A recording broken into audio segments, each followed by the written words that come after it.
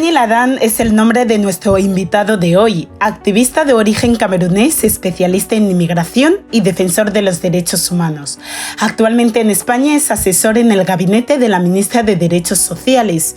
Para nosotros es un placer recibir hoy en nuestra antena a este joven camerunés que en el año 2011 arriesgó su vida para venir a estudiar y que hoy, además de velar por el cumplimiento de los derechos humanos, sobre todo hacia la sociedad africana, anima a muchos jóvenes a perseguir sus sueños aunque el camino a veces sea difícil. Lo cierto es que la juventud es la punta de lanza de la nación y eso lo confirma hoy este joven que brilla no solo por su inteligencia y determinación, sino también por sus acciones. Monsieur Sani, bonjour et bienvenue sur notre chaîne Sector 237. Bonjour et merci de m'avoir invité à cet entretien. Nous aimerions savoir, après vos études au Cameroun, vous avez décidé d'immigrer en Espagne. À quoi ça a été dû? Il est bien vrai, je crois que c'était important de souligner ici que quand je suis parti du Cameroun, je ne partais pas pour venir en Espagne. Donc c'est très important ce point, je crois. Après mes études, c'est pas que j'ai fini mes études au Cameroun, j'étais en première année de journalisme. Et j'avais fait la demande d'une bourse pour continuer mes études. Évidemment, on sait comment le système fonctionne au niveau du pays. Et ils ont exigé à mes parents de payer pour avoir accès à cette bourse que j'avais déjà gagnée par rapport à un concours. Et finalement, je crois avec toute la frustration, parce que moi, j'avais beaucoup d'inquiétudes quand j'étais au pays pour me former, pour être quelqu'un d'utile, quoi. Et je crois que c'est cette inquiétude qui m'a poussé à prendre cette décision. Et je me souviens au départ, pour moi, c'était d'aller au Nigeria. Parce que je fréquentais beaucoup les cyber et j'avais vu qu'il y avait pas mal d'universités au Nigeria, surtout au niveau d'Abuja. Et mon idée, c'était d'aller faire mes études, continuer mes études au Nigeria. Il est bien vrai, c'est un système anglophone, mais bon, au Cameroun, comme c'est bilingue, je maîtrisais aussi l'anglais. C'est pourquoi j'avais décidé de partir au Nigeria. Mais après, parfois, tu sors, tu as un programme et les choses, c'est à partir du Nigeria que ça a commencé à changer jusqu'à ce que j'ai pris la décision petit à petit d'avancer jusqu'à ce que je suis arrivé en Espagne. Selon votre témoignage, vous avez passé ici 60 jours dans un centre de rétention et selon vous, c'était les plus pires jours de votre vie. Pouvez-vous nous raconter un peu l'histoire de cela? Oui, je me souviens, je le dis toujours dans mes entretiens. Vous savez, quand vous arrivez dans un pays, nous en Afrique, on est habitué avec l'hospitalité. On a une façon très ouverte. Quand je dis en Afrique, j'ose dire en Afrique parce que c'est presque dans tous les pays d'Afrique, la manière dont on reçoit les gens. Et la réception que les migrants, surtout les migrants qui viennent vers la frontière sud de l'Espagne, reçoivent ici en Espagne, n'est pas toujours la bienvenue, n'est pas toujours la meilleure. Et pour que les gens comprennent, j'ai envie de contextualiser. Quand tu arrives en Espagne, la législation espagnole dit qu'on doit te mettre dans un centre de détention un maximum de 60 jours. Normalement, c'est une législation européenne au niveau de l'Europe, mais c'est chaque pays qui détermine combien de jours va être le maximum que les immigrés vont être dans ces centres de détention. Et franchement, c'est des centres qui ne respectent aucune logique des droits humains. Comme je le dis toujours, ce sont des prisons pour les immigrés.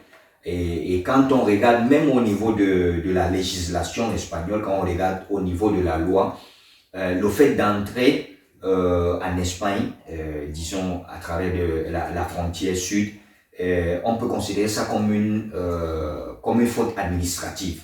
C'est comme quelqu'un qui est en train de conduire sans permis. On ne peut pas arrêter quelqu'un qui conduit sans permis, on le met en prison. Mais si c'est le cas des immigrés, évidemment, quand ils arrivent comme ça, avec cette faute administrative, l'Espagne les met en prison parce que les centres de détention ici en Espagne, ça a un régime fermé. Donc directement, c'est des prisons. Parfois, je dis même que c'est plus que des prisons parce que Au niveau des prisons en Espagne, vous avez des soins sanitaires, vous avez des médecins sur place, il y a des infirmiers. Mais dans le cas des centres de détention, surtout où j'étais moi à Tarifa, il n'y avait même pas d'infirmerie. Donc les conditions étaient inhumaines. On était parqués dans un cage comme si c'était des animaux dans des cirques. Et franchement, au niveau du standard d'un pays qui se dit pays qui respecte le droit de l'homme, je crois que c'est très violent pour les gens qui sont enfermés dans ces centres. Quand vous êtes en train de parler de rétention, ouais. J'aimerais savoir si c'est pas une façon d'arrêter l'immigration. Ils se disent que c'est une façon d'arrêter l'immigration. Mais pour moi, je crois que c'est très important de préciser que l'immigration, c'est quelque chose qui a toujours existé. Depuis qu'il y a eu l'existence de l'homme sur la Terre, il y a eu l'immigration en différentes formes. Et cette immigration qu'on est en train de voir, c'est le fruit disons, de l'échec de la politique au niveau mondial.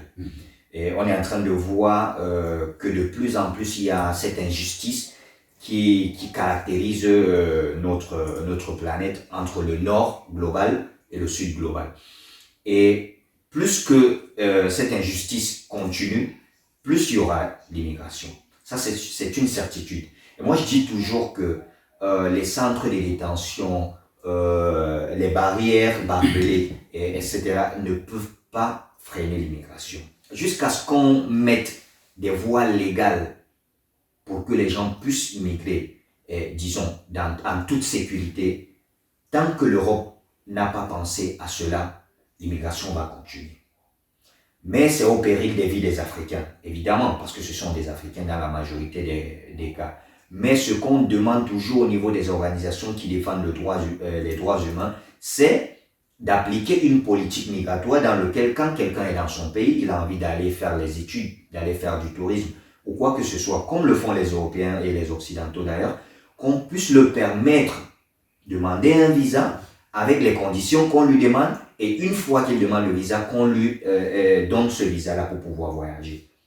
Après tant de souffrances, comment vous êtes arrivé là où vous êtes actuellement? Et je crois que mon parcours, c'est un parcours qui a été, disons, avec beaucoup d'obstacles, je le reconnais. Et l'obstacle aussi, c'est par rapport au système dont j'étais en train de parler, au niveau de mon pays, le Cameroun, et même au niveau de l'Espagne où je suis. On se rend compte que quand on arrive ici en Europe généralement, pas seulement en Espagne, que tout ce qu'on amène, tout ce qu'on apporte avec nous, que ce soit notre identité, que ce soit nos études, tout ce qu'on amène, ici on essaie de nous dire que ça ne vaut absolument rien. Moi j'ai fait face à cela. Je me souviens quand je suis arrivé ici, j'étais obligé de reprendre mes études au niveau du brevet, du BPC. Pourquoi? Parce que ici en Espagne, on me dit que les études que je vis et j'amène du Cameroun, ça ne les intéresse pas. Exactement. Donc il y a eu beaucoup d'obstacles, mais je dis toujours qu'il y a quelque chose. Les Africains, nous sommes pétris de talent. Je le dis haut et fort. Il faut juste voir quand un Africain est quelque part, que ce soit au niveau des États-Unis, à la NASA, que ce soit au niveau du Fonds monétaire international, de la Banque mondiale, il y a toujours des Africains qui lèvent la tête. Et avec beaucoup d'obstacles. Bon, moi je dis toujours que on nous met tant d'obstacles qu'on est obligé parfois de faire 2, 3 ou 4 fois plus d'efforts que les Occidentaux pour pouvoir avoir quelque chose que eux ils ont normalement. Et moi j'ai fait face évidemment à ça. Je disais que la persévérance, les gens parlent beaucoup de la chance, mais moi je suis quelqu'un qui ne croit pas à la chance. Je crois qu'il faut... Après vos qualités. Ouais. Je crois qu'il faut beaucoup travailler et croire en soi-même. Et aussi croire qu'on a un talent.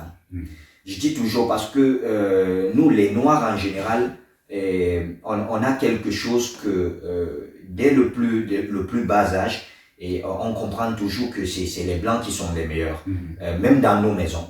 Parfois, quand il y a des enfants, vous êtes dans une famille, celui qui a le teint le plus clair, on a tendance à le choyer, quoi, parce qu'on donc depuis tout petit, on voit que on est condamné.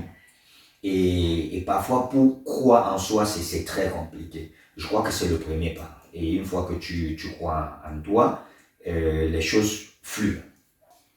Quand nous sommes en train de parler de l'immigration, j'aimerais savoir, que diriez-vous aux gens de l'immigration? J'étais en train de dire tantôt que l'immigration, c'est quelque chose qui a existé depuis la nuit des temps. C'est quelque chose qui va continuer à exister. Il faut que les gens comprennent que c'est pas celui qui veut qui sort de son pays. C'est celui qui peut, d'abord. Et c'est des gens vraiment courageux qui sortent de leur pays pour pouvoir migrer, surtout de la manière dont on vient, ou bien même ceux qui arrivent par voie légale. Je crois qu'il faut être vraiment courageux de laisser derrière tous tes souvenirs, toute ta famille, les amis, pour pouvoir arriver dans une terre nouvelle, apprendre tout à zéro, recommencer tout à zéro. Et avoir un moral d'acier. Et il faut aussi avoir un moral d'acier. Les gens doivent comprendre que, surtout dans ce cas, les Espagnols, que les immigrés qu'ils voient dans la rue ne doivent pas être considérés comme leur ennemi. Dans ce cas, parce que c'est ce que les politiques de l'extrême droite essaient de fomenter au niveau de la société, non? Que le dernier, l'avant-dernier dans ce cas, l'Espagnol par exemple, qui n'arrive pas à manger à sa faim, se mettent contre le dernier, dans ce cas, l'immigré qui arrive. Et généralement, les immigrés, quand ils arrivent, ils ont des idées très claires de ce qu'ils veulent. On trouve de tout, généralement. Mais généralement, celui qui sort, il sort avec un objectif.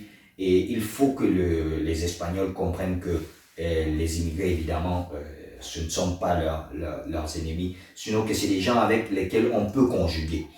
Il faut aussi qu'ils comprennent que les immigrés ne doivent pas être pensés seulement quand on est en train de penser que le taux de natalité a baissé en Espagne et il faut que la main-d'œuvre arrive pour pouvoir soutenir le système des retraites en Espagne. Parce que généralement, quand on parle positivement, entre guillemets, de l'immigration en Espagne, c'est quand on dit, bah oui, s'ils arrivent, bah voilà, il y aura la main-d'œuvre et on aura les gens qui vont soutenir le système des retraites en Espagne, parce que l'Espagne, c'est une population à 80% vieillissante.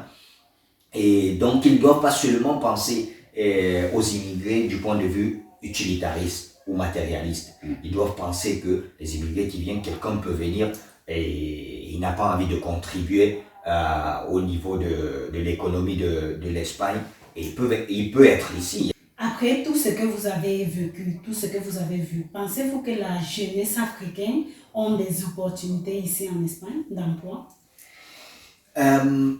Je crois qu'il faut penser cette question en deux volets. Qu'est-ce qu'on sous-entend quand on parle de l'opportunité? Bien sûr, quand on compare avec nos différents pays, on peut dire oui, ils ont les opportunités. Quand on essaie de faire la comparaison.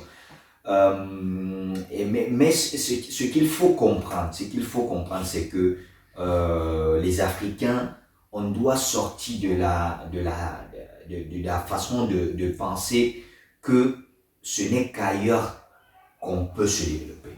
Il faut qu'on commence aussi à penser que on peut faire un développement endogène dans nos différents territoires. Parce que l'Afrique, c'est un continent qui est vraiment rempli de ressources. Et quand je parle de ressources, on peut parler des ressources en matière première et même en ressources humaines. Je parlais tout à l'heure de la jeunesse africaine. Et là, c'est où on doit mettre aussi les dirigeants africains face à leurs responsabilités, qu'ils comprennent que les jeunes Africains ne doivent pas aller en quête de l'opportunité. Parce que les opportunités doivent être créées dans nos différents pays au niveau de l'Afrique pour que l'Europe cesse d'être l'Eldorado. et qu'on essaie aussi de voir nos pays comme, disons, les endroits où on peut se développer.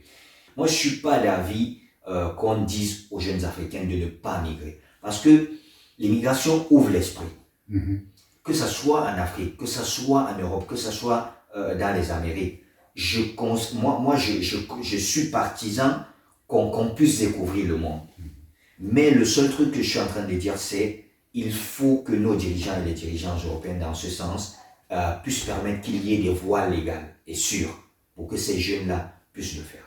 Votre parcours a fait de vous un défenseur des droits humains. Pensez-vous que ça a eu la peine?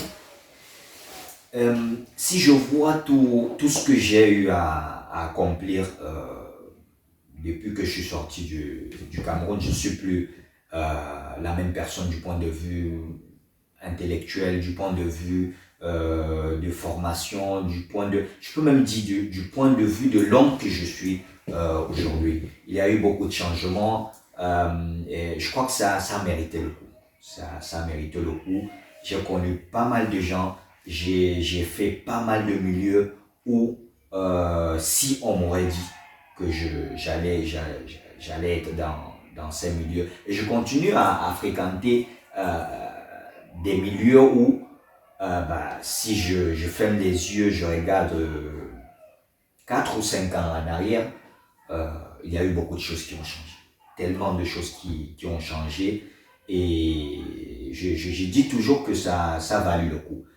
Maintenant que vous avez fini vos études de relations internationales, vous êtes déjà en train de travailler. Ouais. Qu'avez-vous prévu après tout ça? Je dis toujours qu'un Africain qui sort de l'Afrique, qui se forme, doit toujours avoir une vision tournée vers l'Afrique. Je crois que c'est le professeur Achille Mbembe qui disait que un Africain, un Noir en général, qu'il soit de la diaspora, tant il peut avoir le poste qu'il veut, le statut qu'il veut, il peut être docteur honorifique ou bien n'importe quoi. Tant que l'Afrique est toujours à genoux, personne ne va le respecter. Il peut être n'importe où il veut. Et ça, c'est quelque chose que moi je vois, même au niveau de mon travail. Moi, je disais tantôt que je fréquente dans mon travail les milieux que je n'aurais jamais pensé. Mais parfois, il y a des gens qui se surprennent de me voir là-bas. Ouais. Pourquoi ils se surprennent de me voir là-bas? Simplement parce que je suis noir, je viens de l'Afrique. Et dès le départ, on a une image de l'Afrique comme un continent où il n'y a rien de bon qui peut sortir de là-bas. Exactement. Et c'est ça. Donc ça veut dire quoi? Actuellement, moi je dis toujours que on doit comprendre que tout ce qu'on fait, si le résultat ne se voit pas au niveau de l'Afrique, personne ne va nous prendre au sérieux.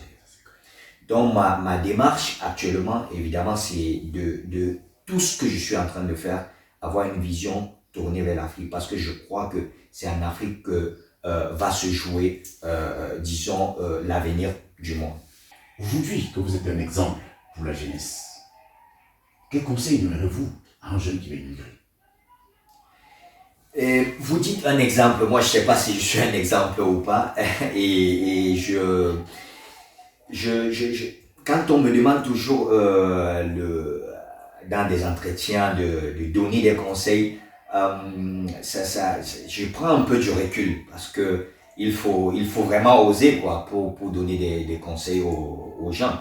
Mais néanmoins, ce que je peux dire, c'est que les jeunes Africains doivent comprendre d'entrée qu'ils ont tellement de talent. On a tellement de talent en Afrique parce qu'il faut comprendre que malgré les difficultés qu'on a en Afrique, on arrive à s'en sortir et on arrive vraiment à s'imposer au niveau international. Je le disais tantôt qu'il n'y a pas une structure au niveau international où il n'y a pas un Africain ou bien une Africaine. Et ça, c'est disons, la source de l'Afrique. On a une source qui ne tarit pas et ça ne va pas tarir.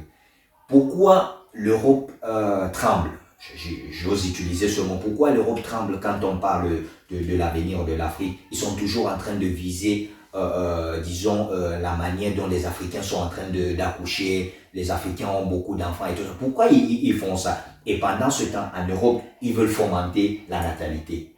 C'est un double discours qui est très violent. C'est un couteau à double tranchant. Ouais, un couteau à double tranchant. Parce qu'ici, ils disent, on va fomenter la natalité. Et là-bas, ils disent, faut pas avoir des enfants. Parce qu'ils savent que l'atout majeur au niveau géopolitique et géostratégique, c'est vraiment la population jeune. Et la population jeune africaine est pétrie de talent. Je le dis encore, c'est comme conseil, c'est de croire vraiment à ce talent-là qu'on a. Et une fois qu'on ait développé ce talent-là et le mettre au service de l'Afrique. Parce que je le dis et je le redis, vous pouvez avoir le statut que vous avez si vous êtes africain, noir. Tant que l'Afrique est à genoux, personne ne va vous respecter. Pour finir cette interview, comme activiste, quel conseil pouvez-vous demander ou qu'est-ce que vous pouvez demander à la société en général? Ce que je peux demander à la société des deux côtés, oui. Au niveau de l'Espagne, d'abord, c'est de s'ouvrir, de voir qu'il y a un monde au-delà de l'Espagne. Aux Européens en général, il faut qu'ils comprennent que l'Europe n'est plus le centre du monde. L'Europe n'est plus, disons, le nombril du monde où tout le monde doit regarder vers l'Europe. L'Europe, je dis toujours, il faut qu'ils comprennent que l'Europe, c'est une petite province du monde. Et tout ne tourne pas autour de l'Europe. Et avec ça, ce que je veux dire, c'est qu'il faut qu'ils regardent la personne qu'ils ont devant. Et au niveau de l'Afrique, ce que je peux dire, c'est qu'on se prenne au sérieux. Qu'on se prenne au sérieux parce que parfois, on a tendance à se mépriser nous-mêmes. Un Africain qui est dans un grand poste, nous-mêmes on doute de cet Africain. Qu'est-ce qu'il a fait? Oui, je le dis avec beaucoup de peine. On a tendance à dire, est-ce qu'il n'a pas quelqu'un qui a fait que... Non, on peut arriver en tant qu'Africain avec notre savoir-faire, qu'on a beaucoup de savoir-faire. Donc, je crois qu'on doit se prendre au sérieux et comprendre que quand on est quelque part, c'est parce qu'on mérite d'être là et c'est parce qu'on est là parce qu'on a travaillé aussi, parce qu'on a du savoir-faire, on a quelque chose à apporter dans cet endroit où on se trouve. Voilà, Monsieur Sagnier, nous sommes au thème de notre émission. Nous vous disons merci de nous avoir accordé de votre temps et j'espère que pour votre projet d'avenir, nous vous souhaitons beaucoup de chance, Monsieur le futur diplomate, si on peut le dire ainsi, et bon courage. Merci à vous, c'était vraiment un entretien vraiment riche. J'ai toujours fait des entretiens en espagnol et c'était aussi un défi de le faire en français. Et je suis camerounais, c'est pas que je parle pas français, mais c'est l'un des rares entretiens que j'ai fait en français. Et c'était d'ailleurs très bien, j'étais à l'aise, donc merci à vous. C'est nous qui vous remercions. Merci. Prenons rendez-vous comme ça tous les dimanches sur nos réseaux sociaux, Instagram, Facebook et YouTube. Et sur notre adresse web www.sector237.com.